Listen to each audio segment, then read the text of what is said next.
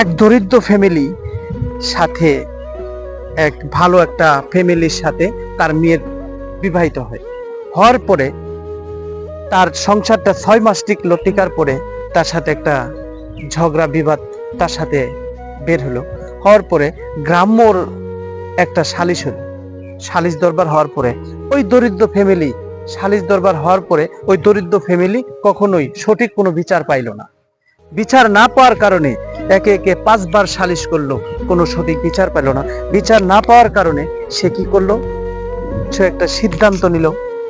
সে বুক ভরা যন্ত্রণা নিয়ে, কষ্ট নিয়ে সে তার যে জেলায় বা থানায় সে একটা পরামর্শ বা উকিলের কাছে সে পরামর্শ নিতে গেল।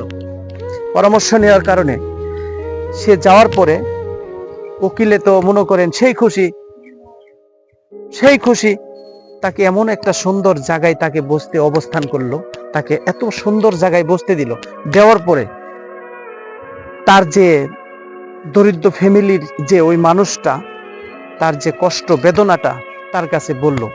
বলার পরে সে সরলতার সুযোগ পায়ে তাকে কি করলো? তার কাছ থেকে ভালো একটা অঙ্কের ভালো একটা অ্যামাউন্টের তার কাছে টাকা আবদার করলো। টাকা আবদার করার পরে তাকে দেখেন কি করলো? এত টাকা ওই দরিদ্র ওই মানুষটার কাছে এত টাকা নেই। সে যখন টাকা চাইলো তার চোখের পানি তার বুক ভেসে গেল যে আজকে যদি আমার টাকা থাকতো তাহলে আজকে আমি সঠিক বিচার তাদের কাছ থেকে পাইতাম। না পাওয়ার কারণে তাকে ধমক দিয়ে তাকে উঠায় দেওয়া হলো। উঠায় দেওয়ার পরে সে চোখের পানি কান্না করতে করতে 2 পাও করে হেঁটে সে বাড়িতে চলে আসলো।